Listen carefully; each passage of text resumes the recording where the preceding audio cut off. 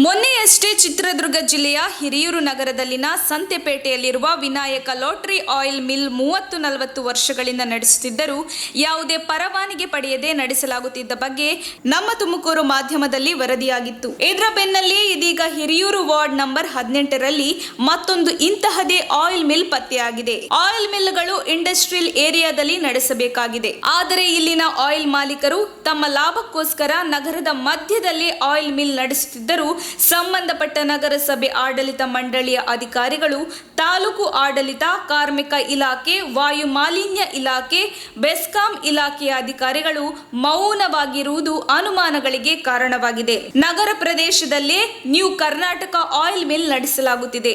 ಇದರಿಂದ ಏನಾದರೂ ಅನಾಹುತ ನಡೆದರೆ ಯಾರು ಜವಾಬ್ದಾರಿ ಎಂದು ಕೇಳುವಂತಾಗಿದೆ.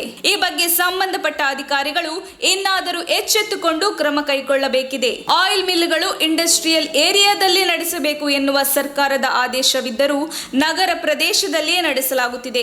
ಯಾವುದೇ ಪರವಾನಗಿ ಪಡೆಯದೇ ಆಯಿಲ್ ಮಿಲ್ ನಡೆಸಿದರೂ ಯಾರು ಹೇಳುವವರು ಕೇಳುವವರಿಲ್ಲ ಎನ್ನುವಂತಹ ಸ್ಥಿತಿ ಇಲ್ಲಿದೆ.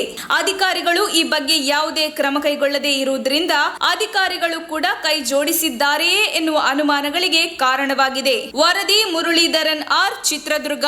ತಕ್ಷಣ ಬೇಕಾಗಿದ್ದಾರೆ. ತುಮಕೂರಿನ ಹೆಸರಾಂತ ಕಂಪನಿಯಲ್ಲಿ ಗುತ್ತಿಗೆ ಕಾರ್ಮಿಕರಾಗಿ ಕೆಲಸ ಮಾಡಲು ಯುವಕರು ಮತ್ತು ಯುವತಿಯರು ಬೇಕಾಗಿದ್ದಾರೆ. ಲೋಡಿಂಗ್ ಮತ್ತು ಅನ್ಲೋಡಿಂಗ್ ಕೆಲಸ ಮಾಡುವವರು ಬೇಕಾಗಿದ್ದಾರೆ. ವಿದ್ಯಾರ್ಥಿ SSLC, PUC, BSc pass file. ನೇರ ಸಂದರ್ಶನ ಇರುತ್ತದೆ. ESI ಮತ್ತು PF ಸೌಲಭ್ಯ ಇರುತ್ತದೆ. ಆಸಕ್ತರು ಕೂಡಲೇ ಸಂಪರ್ಕಿಸಿ. Naveen GL, phone number 9743103968.